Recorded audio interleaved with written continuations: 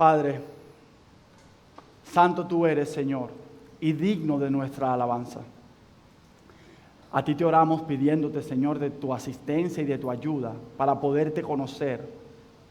Ayúdanos, Espíritu de Dios, a abrir nuestras mentes y corazones al conocimiento, a un conocimiento más claro y más profundo de quién tú eres, Señor, de que tú eres un Dios santo y que eres un Dios justo.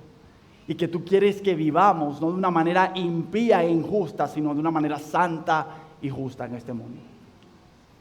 Ayúdanos a verte con más claridad, Señor. Y ayúdanos a que tu justicia y tu santidad sean elevadas aún más en nuestras mentes y corazones a través del lente y la persona de Jesucristo. Esto te lo pido, Señor, en el nombre de Jesús. Amén. Bien. Yo antes de entrar en este tema de la santidad y la justicia de Dios, me gustaría llevarte un poco a pensar o a imaginar, que imagina que tú entraras a un lugar por un momento, que en ese lugar hubiese una luz tan intensa, tan blanca y tan pura, que no hubiese lugar para ningún tipo de imperfección, mancha, y que se disipara aún la más pequeña de las sombras. Y que en ese lugar nada imperfecto podría permanecer oculto. Imagina por un momento eso. Y ahora imagínate que en ese mismo lugar donde no hay lugar para la imperfección, imagínate que hubiese en ese mismo lugar una balanza para pesar de manera precisa y evaluar todo y recompensarlo con perfecta equidad. Pues cuando hablamos de eso, no estamos hablando, mis hermanos, de algo que es solamente característico de una película de ciencia ficción. Estamos hablando del carácter mismo santo y justo de Dios. ¿Por qué es importante que nosotros entendamos fundamentalmente estas dos características o atributos de Dios, su santidad y su justicia? Porque este atributo, como decía el autor Arthur Pink, es el atributo, hablando de la santidad, que corona todos los atributos de Dios. Él es en su esencia Dios, es puro, radiante e inmaculado. Y de esa santidad de Dios fluye necesariamente e inviolablemente su justicia. Dios administra su gobierno sobre toda la creación, garantizando que siempre lo que hace Él es correcto, recto y justo. Y hoy estaremos estudiando este concepto, estos dos conceptos, estos dos atributos, viéndolos en dos secciones. En primer lugar, vamos a ver que la santidad de Dios, vamos a verla como en su definición y cómo afecta a la vida del hombre, pero también vamos a ver la justicia de Dios, la definimos, y vamos a ver cómo afecta la vida del hombre. Pero me gustaría decirte que es crucial e importante entender estos dos atributos de Dios por varias razones que quise colocar antes de poder empezar a desarrollar este tema. Y es porque en primer lugar es importante entender estos atributos porque estos atributos definen nuestro problema. ¿Qué quiere decir? Que estos dos atributos revelan la gravedad de nuestro pecado. Estos atributos son los que nos muestran que toda ofensa es una ofensa contra un Dios infinitamente santo y justo.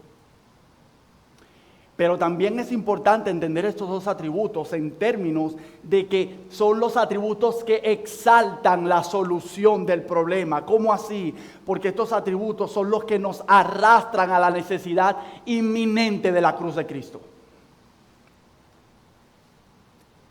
Estos atributos nos muestran cuán necesaria era la muerte de Jesús para expiar el pecado que habíamos cometido y que cometemos ante un Dios santo y justo. Pero también Estos atributos es importante entenderlos porque nos dan forma a nuestra vida, porque nos llaman a ser santos como Él es santo y anhelar desde nuestros adentros, gritar por justicia en un mundo lleno de injusticia. Amén.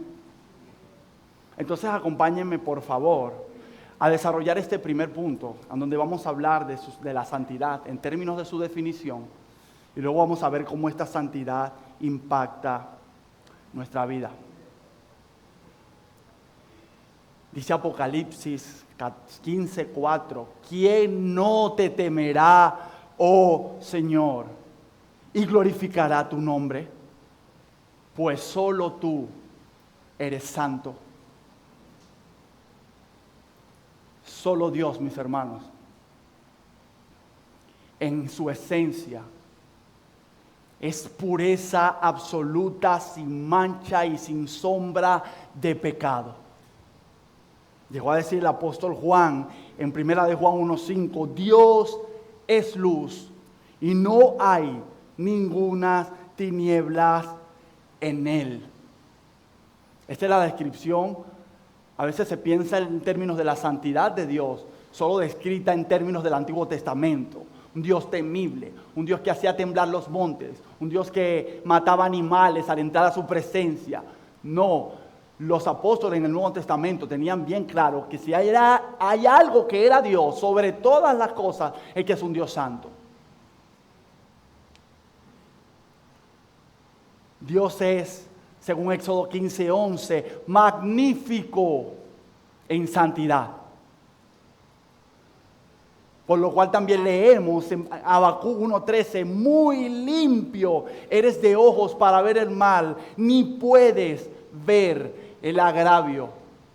Si hay algo de donde Dios aparta su mirada y su presencia, es el pecado. Por lo tanto, es importante que entendamos que el poder, así como el poder de Dios es lo opuesto a la debilidad natural del hombre, su sabiduría es lo opuesto a la necedad o incomprensión de nosotros los hombres. Su santidad, escucha bien esto, es la antítesis de toda mancha o corrupción moral. Queremos ver algo antagónico a la maldad, al pecado, a las injusticias. Ese es Dios. Dios es totalmente opuesto a todas esas descripciones. Llegó a decir un autor, el poder, hablando de Dios, el poder es la mano o el brazo de Dios, la omnisciencia su ojo, la misericordia sus entrañas, la eternidad su duración, pero la santidad es su belleza. Por lo que Dios brilla magníficamente es por su santidad. Llegó a decir el profeta Isaías en Isaías 6 lo siguiente, en 6:3, y el uno, hablando de los ángeles, al otro daba voces diciendo, Santo, Santo, Santo, Jehová de los ejércitos, toda la tierra está llena de su gloria. Si hay algo que es elevado en las Escrituras, mis hermanos, a un grado superlativo, es la santidad de Dios. Nuestro Dios es temible en santidad. Ahora, si quisiéramos darle una definición un poco más concreta a la santidad de Dios, podríamos definirla de la siguiente manera: que la santidad de Dios es aquella excelencia perfecta y adorable que lo separa de toda criatura y lo distingue en una majestad inefable, siendo a la vez la pureza moral inherente de su naturaleza, se manifiesta en una abominación, escúchelo bien, irreconciliable hacia todo pecado y en la exigencia de una pureza moral en todas sus criaturas morales. En resumen, la santidad de Dios es la perfección consumadora de Dios. Es lo que Él es de manera única y absoluta, y es la razón por la que Él actúa como actúa, demandando de los hombres una vida que refleja su carácter. La santidad de Dios, mis hermanos, significa perfección moral. Señalen al primer ser humano que ha vivido en perfección moral. Hay uno solo, Jesucristo. De resto, desde Adán hasta aquí, este servidor y todos los que estamos acá y los que vendrán después de nosotros, han nacido bajo la maldición del pecado. Pero es diferente a nuestro Dios y a nuestro Cristo. Ahora, yo quisiera que pudiéramos ver qué destaca, qué subyace dentro de esta propia santidad de Dios, antes de ver cómo esa santidad afecta nuestro caminar, nuestra vida diaria. Y quisiera decirte que lo que subyace dentro de esta santidad es que es parte de la naturaleza esencial de Dios y hace una separación absoluta de Dios respecto a sus criaturas. Llegó a decir Éxodo 15:11, ¿quién como tú, Jehová? Lo acabo de citar hace rato, entre los dioses. ¿Quién como tú? La primera pregunta que se hace es, ¿quién como tú, Señor? Magnífico en santidad. ¿Quién está limpio como tú, Señor? ¿Quién ve las cosas tan claras como tú? ¿Quién está sin mancha como tú? No hay. Es la perfección de Dios que lo aparta infinitamente de toda impureza moral y lo eleva por encima de lo creado. Pero también dentro de esa pureza, de esa santidad de Dios, lo que existe es una pureza moral activa. ¿A qué me refiero con esto, mis hermanos? Me refiero a que no es que solo en Dios hay una ausencia pasiva de mal, sino que en Dios hay una pureza positiva, activa, que se manifiesta en un amor infinito hacia la justicia y un odio infinito hacia el pecado. Es decir, que Dios no solamente está allí existiendo y como nunca ha hecho mal, Él por eso es pasivamente bueno. No, Dios actúa de manera santa. Dios activamente está actuando todos los días de una manera santa, justa, buena y perfectamente moral. De todas sus perfecciones, decía Arthur Pink, este es el atributo que gobierna las otras y las armoniza. El amor no pudiera ser amor, la misericordia no pudiera ser misericordia, la justicia no sería justicia, incluso sus otros atributos como omnisciencia y omnipotencia no serían lo que son si Dios no fuera santo. Pero también quiero decirte que la santidad de Dios es la base fundamental de todas sus obras. Cada obra de Dios está libre de cualquier sombra de maldad. Cuando nosotros decimos que no podemos escrutar y conocer y profundizar en el actuar de Dios de una manera perfecta, no estamos diciendo que hay una especie de doble intención en Dios. No, los caminos de Dios son inescrutables porque nuestra mente es finita, pero sus caminos son siempre buenos, siempre perfectos, aunque nosotros no los conozcamos. Desconocimiento no significa maldad. Nuestro Dios es puro en su actuar, bueno para con sus hijos. Y nosotros decimos muchas veces, ¿por qué Dios no retiene tal bien o tal cosa de nosotros? ¿Será que es malo? No, Dios no es malo. Dios es buenísimo, muy bueno. Y está actuando de una manera que quizás no entendemos, pero sabemos que es santa, porque santo es su carácter, santo es Él. Ahora, si este es el atributo que le da lustre, pule, le da brillo a todo el ser de Dios y todos los demás atributos, podríamos preguntarnos, ¿qué implicación tiene eso para nosotros, para el hombre en general y para el creyente? Pero déjame decirte que en una implicación para el hombre, la santidad de Dios es el espejo que revela la pecaminosidad extrema del hombre. Es lo que hace que el pecado sea pecado en extremo pecaminoso y sea terrible. Porque no peca contra un ser humano impío o lavado por la sangre de Jesús solamente. Se peca contra un Dios infinitamente santo. No entendemos la proporción de nuestro pecado si no entendemos la proporción de la santidad de Dios. Hay un desconocimiento profundo del pueblo cristiano acerca del carácter santo de Dios. Y por tanto hay muchas iglesias y muchos creyentes que viven como viven porque creen que Dios es santo a su manera. El estándar de Dios es el estándar de ellos. Nosotros llamamos al pecado como lo llamamos porque Dios lo llama así. Y porque Dios lo aborrece y nosotros estamos llamados a aborrecer lo que Dios aborrece y a amar lo que Dios ama. Es por eso que la primera implicación para el hombre es eso.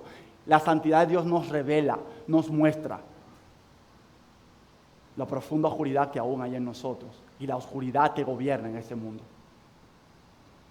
Pero para el creyente, esa santidad se hace una exigencia aún en Cristo. Llegó a decir el apóstol Pedro en 1 de Pedro 1:16, sed santos, hablando de Dios, hablándole a su pueblo, sed santos porque yo soy santo. La santidad para nosotros, aunque es un concepto muy elevado, es un concepto y es un llamado a imitarla.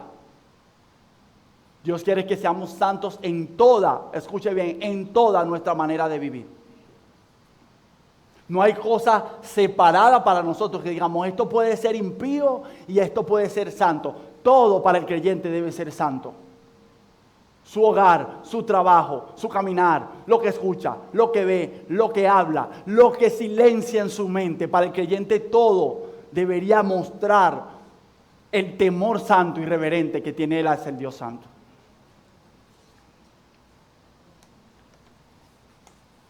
Ahora, si vemos que la santidad de Dios es tal que arropa toda su creación y que juzga su creación justamente. Ahora, como lo dije en el principio, vamos a ver que de la santidad de Dios, desde ese atributo, fluye naturalmente su actuar, lo que llamaríamos su justicia. Y es por eso que vamos a ver este segundo punto, la justicia de Dios, en una definición y cómo afecta ahora nuestra vida. Quisiera decirte en un concepto que la justicia de Dios es aquella perfección inherente de su ser, por la cual Él, como gobernador moral del universo, se complace en actuar siempre de acuerdo con lo que es recto, Él mismo siendo la regla y el estándar supremo de lo que es correcto y por lo tanto necesariamente premiando la obediencia y castigando la desobediencia de sus criaturas. Déjame ahondar un poco más en ese concepto. En resumen, mis hermanos, la justicia de Dios es el gobierno inviolable de su santidad. Dios no gobierna, hermanos, por un capricho o por arbitrariedad. Dios gobierna según su propio, siendo Él el propio estándar de justicia, castigando la maldad y premiando la obediencia. Por tanto, debemos entender, hermanos, que esta justicia de Dios no se nos está presentando a nosotros como un atributo independiente, aparte, sino como la manifestación activa e inevitable de su santidad en su trato con nosotros, su creación. Es su perfección moral gobernando el universo. Ahora, yo quisiera que viéramos varios puntos claves de esta justicia para poder entenderla un poco más. Porque si se desprende de la santidad, entonces debemos entender cómo es que esa justicia es administrada en términos de esta creación. Y es que en primer lugar debemos entender que, como ya lo dije, que el primer fundamento de la justicia de Dios es su santidad. Y por tanto, si es su santidad, Él exige que sus criaturas se comporten conforme a su estándar. Él es el juez, le llamamos el juez supremo del universo, porque Él es el que decide qué es lo bueno y qué es lo malo. Esa prerrogativa no le pertenece al ser humano. Hoy en día se cree que es así. Muchos políticos creen que es así. Muchos gobernadores creen que es así. Hay derechos inherentes al ser humano y hay gobernadores y políticos que dicen, no, yo voy a cambiar eso. Pero es que tú no eres el gobernador del universo. No, pero yo voy en contra del gobernador del universo. Pero también esa justicia de Dios tiene dos tipos de administración, y es primero que es una justicia legislativa. Dios siempre impone unas leyes perfectamente justas.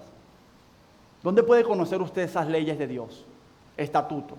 ¿Dónde los puede conocer? Aquí los puede conocer. Eso que Dios escribió aquí es una revelación escrita de su propio carácter santo. Llegó a decir el apóstol Pablo en Romanos 7:12, sus mandamientos son santos, justos y buenos. Así que cada cosa que legisló el gran legislador, que es Dios, es santa, justa y buena, digna de aplicar, digna de imitar, digna de obedecer, digna de seguir. Pero también Dios no solo administra una justicia legislativa, es decir, en la palabra, lo que escribió, lo que demanda de sus criaturas, sino que Dios también administra una justicia distributiva. Es decir, que Dios, viendo su creación como gobernador moral, Él premia la obediencia y castiga la transgresión. Dios no es injusto en algunos lugares y más justo en otros lugares. Dios gobierna el mundo con perfecta equidad. El trono de Dios, si hay algo que es un trono de equidad. Dios no le paga a nadie y dice, Él no merecía eso. ¿Quiénes somos nosotros para determinar eso?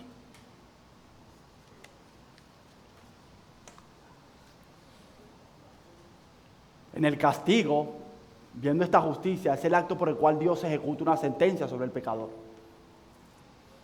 ¿Quién está sentenciado, mis hermanos, delante de este trono?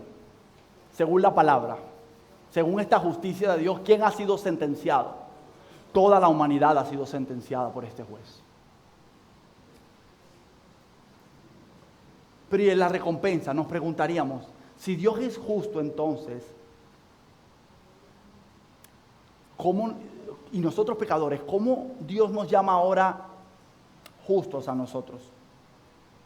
Nosotros sabemos la respuesta.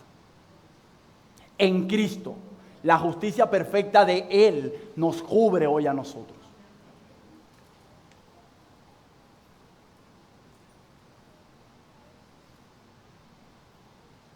¿Dónde vimos el cumplimiento entonces? Antes de entrar en las implicaciones para nosotros de la justicia de Dios. ¿Dónde vimos el mayor despliegue de justicia de Dios?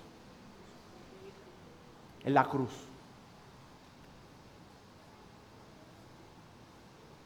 Dios justificó al pecador sin ningún pago. Pregúnteselo. Usted conoce la palabra. Dios, dice la Escritura en Romanos, que Él pasó por alto nuestros pecados y ya.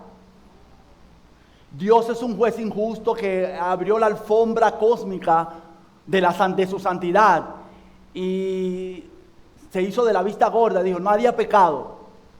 Ya, yo los declaro santos. ¿Cómo sería eso para nosotros? ¿Cuál es el término? Injusto. ¿Cómo Dios va a perdonar a unos pecadores que han pecado contra Él y los había declarado impíos, dignos de muerte? Esa era la sentencia y mañana cambia la sentencia según de una manera arbitraria. ¿Quién paga? ¿Quién pagó por nosotros? Dijeron, ellos van a ser absueltos de su culpa. Y Dios dijo, alguien debe pagar. ¿Y quién pagó? El injusto, el impío, el inmoral. pagó el justo por los injustos para llevarnos a Dios. Allí conocimos en la cruz la administración perfecta de justicia, que Dios es tanto el justo como el que justifica al mismo tiempo. No fue un juez injusto nuestro Dios. Hubo alguien que dijo: Padre, yo asumo de una manera justa la descarga de tu ira sobre estos pecadores. Pero Él la asumió, no pecando Él en nada. Qué justo es nuestro Dios.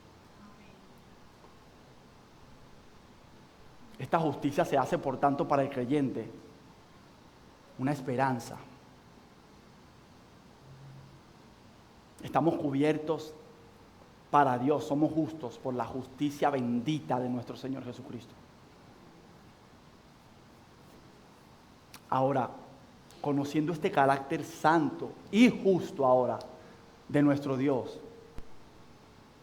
¿qué implicaciones debe tener para nosotros entonces? Y este es el último punto. Para nosotros que Dios sea perfectamente justo. Como les decía, esto implica que todo ser humano está bajo un veredicto. Y no me preocupo por mis hermanos que están en la fe. Me preocupo por el que está aquí sin Jesús y está escuchando eso hoy. Podrás escapar, mi querido amigo, mi querida amiga que estás aquí, podrás escapar del tribunal humano, de un tribunal falible, del tribunal del día del juicio no podrás escapar. Delante del gran trono estarán todas las personas arrodilladas diciendo lo que dijo el apóstol Pablo, y toda lengua confesará que Jesucristo es el Señor, para gloria de Dios Padre. Y a cada uno se le pagará según lo bueno y lo malo que haya hecho. Nuestro Dios será perfectamente justo, siempre lo ha sido, pero ese día mostrará una justicia tan clara que no quedará duda de quién merece la condenación y quién no.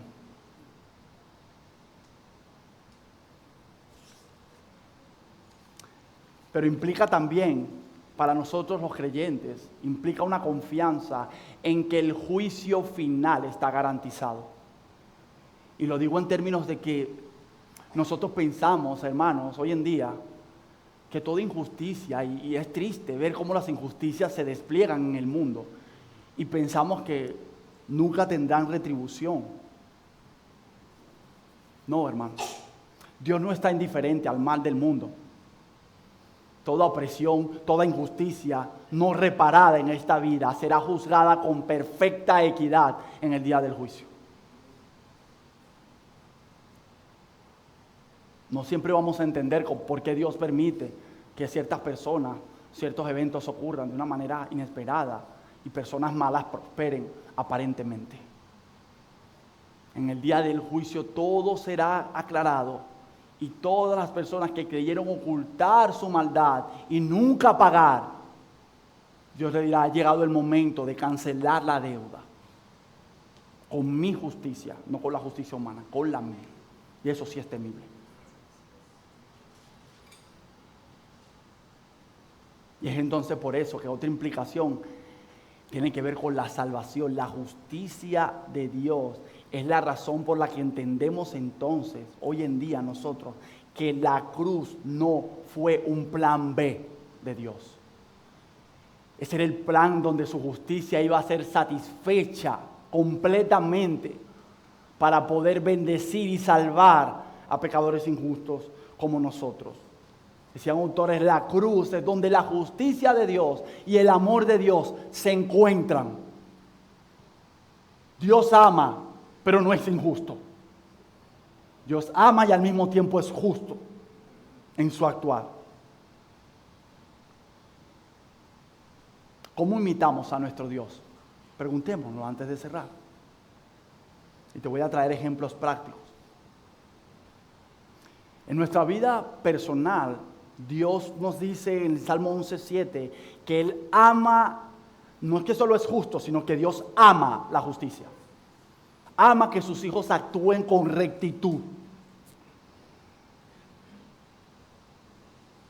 ¿Cuál es el llamado a nosotros? En primer lugar, a ser íntegros, hermanos.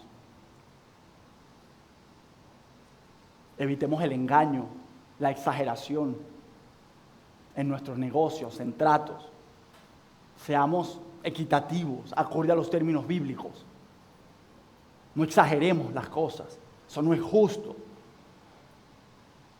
Hermanos, incluso que nosotros somos bautistas reformados, cuidarnos de decir otras cosas de otros hermanos creyentes, de otras denominaciones, sin estudiar bien su teología. No seamos injustos con nuestros rivales. Me hace recordar las palabras de hermanos hablando de R.C. Sproul. Y decían, R.C. Sproul era justo con sus rivales teológicos. No decía algo que los hermanos no decían. Eso es calumnia. Seamos justos, hermanos. Si alguien no dijo algo, no digamos, esa persona cree eso porque yo creo que es así. No, estudiemos lo que los demás dicen y luego hablemos con verdad. No seamos injustos en nuestras palabras, y menos con un hermano en la fe. ¿A qué nos llama la justicia de Dios también? A buscar de una manera incansable la pureza moral. A vivir con conciencia limpia. No digamos, yo actué de esta manera y dentro de mí, yo digo, sé que estuvo mal, acorde a la palabra de Dios, pero bueno, nadie me vio. No. Que tu interior esté tranquilo, en paz con Dios, sabiendo que tú actuaste de una manera apropiada, acorde a lo que Dios demanda en cada situación. Pero también en nuestras relaciones interpersonales, también debemos aplicar justicia. Hay un llamado a ser justos en el caso de las relaciones interpersonales, a ser imparciales. Tenemos que tratar con muchas situaciones como creyentes, como hermanos en la fe, con nuestras propias familias. No seamos parciales, hermanos. Yo no voy a meterme en una situación a defender al amigo mío que yo quiero mucho, pero voy a tratar de ser imparcial. No, eso no es justo para la otra persona. Para tú ser imparcial, hermano, mi hermana, en juzgar cada situación de la vida, debes ir a la palabra y ver qué es justo y ver qué es injusto. Y si incluso un creyente hizo una injusticia contra un impío, decirle, tú eres creyente, eso es injusto lo que estás haciendo. Pero yo pensé que me ibas a defender, tú no eres mi hermano. No, yo al contrario te voy a exhortar. Eso es injusto para esa persona. ¿Qué nos llama la Biblia en estas relaciones interpersonales en términos de ser justos como Dios? En perdonar de corazón. ¿Habían visto que la justicia de Dios nos debe afectar de esta manera? Debemos perdonar de corazón, hermanos, si queremos ser verdaderamente justos, como Dios es. El perdón debe fluir de un perdón ya recibido para nosotros en Cristo. Seamos justos con el otro. Perdonemos como Dios perdona. O vamos a perdonar como los estándares del mundo. Perdonemos como el Dios justo nos llama a perdonar. Pero y en nuestra sociedad, y quiero cerrar de verdad con esto que me ha estado en mi corazón toda esta semana. Debemos promover justicia verdadera, bíblica en nuestra sociedad. A algunos cristianos este término le hace ruido porque le suena a justicia social. Yo no estoy hablando de justicia social en términos étnicos, ideológicos. Yo estoy hablando de verdadera justicia social en términos bíblicos. Y déjame darte 3 terribles ejemplos que lamentablemente debo decir que son reales para que puedas entender a qué me estoy refiriendo. Hace más de una semana y media, si ustedes lo pudieron ver, hubo un asesinato de una muchacha de origen ucraniano en un autobús en Estados Unidos. No eran los cristianos solamente que estaban llamando a que se hiciera justicia por una muchacha. La sociedad entera decía, qué horror es esto. Clamamos por justicia para esta persona, para su familia. Pues resulta que la persona que cometió el delito tenía un prontuario de 14 crímenes cometidos en la sociedad. Pero por una ventaja étnica, lamentablemente debo decirlo así, se cometieron injusticias en su país, el sistema aprobó su maldad. Digo, no, él no es tan malo, solamente ha robado, ha hurtado, ha cometido crímenes con agravantes, pero vamos a dejarlo libre porque es que es de una etnia que si decimos algo, de un color que si decimos algo, los medios nos van a caer encima. Vamos a bendecir al malo. Y el malo terminó haciendo cosas aún más terribles. Otro caso en Queens, Nueva York, también esta semana. 2 personas entre 77 y 80 años, un matrimonio, fue terriblemente asesinado por una persona de 40 años. Solamente para robarle sus pertenencias, sus tarjetas de crédito. Se analizó el prontuario criminal de esta persona. La persona tenía años con crímenes con agravantes y estaba suelto en la sociedad porque también tenía un color y una raza específica que debía cuidarse, y los medios y los gobernadores y los políticos debían guardarse de hacerle daño a una persona de ese color. Un criminal suelto. Y nuestra sociedad aplaudiendo. La gente luego que ve el crimen clama, grita por justicia. ¿Qué debemos hacer los cristianos? Y perdónenme la expresión, hermanos, ¿es de política que estoy hablando? ¿O es de la palabra de Dios? Otro caso terrible, el más conocido para nosotros, el asesinato de Charlie Kirk, nosotros lo conocemos. Y muchos cristianos empiezan a decir hoy en día, no escojan ningún lado, esto no es de política. Yo no estoy hablando de política, hermanos. Estoy hablando de que la violencia corre por el mundo y los cristianos estamos sufriendo el estrago del pietismo otra vez. Iglesia, oración, Biblia, devoción, y nadie quiere impactar la sociedad. No, porque eso es muy político.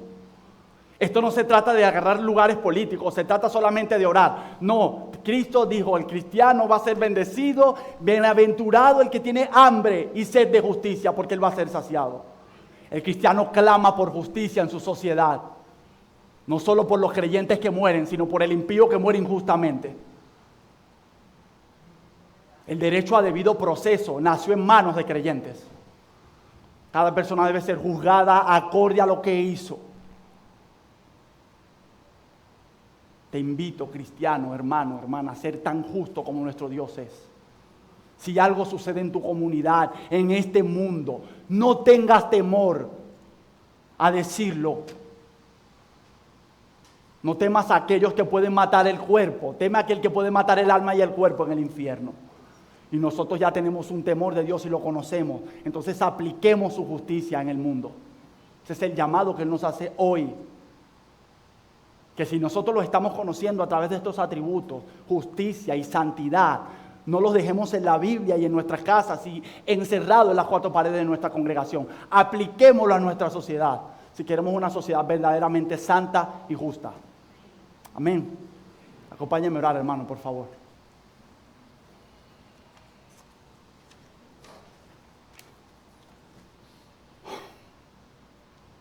Santo y recto eres tú, Señor.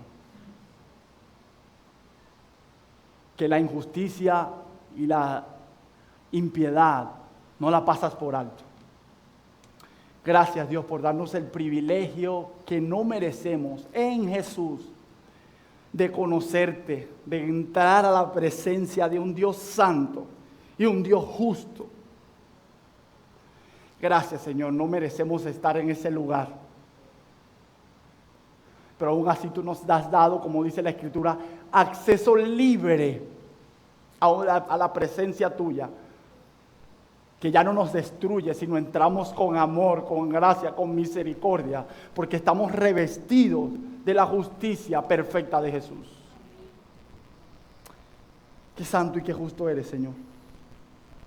Padre, ayúdanos a vivir vidas santas entonces en el mundo y justas, reflejando no nuestras visiones políticas, ideológicas, no es eso, es reflejando el estándar de tu palabra. Tú eres justo, Señor, y tú demandas que nuestra sociedad actúe y sea de la manera en que tú la has mandado hacer, porque los gobernadores no son los que mandan totalmente y los legisladores de este mundo, sino tú. Y si algo se hace en contra de la ley que tú has establecido, los cristianos no debemos silenciarnos y callarnos y asustarnos al hablar. Debemos hablar, así nuestra vida está en peligro. Danos valentía, Señor, como los hermanos del pasado que hablaban sin temor de tu palabra. Y así estuvieran en la cara de muchos gobernantes, hablaban con verdad, así su vida estuviera a punto de esfumarse. Que te valoremos más antes incluso que nuestra propia vida. Gracias, Señor, por este gran tiempo. Bendícenos ahora, luego con la predicación, en el nombre de Jesús. Amén.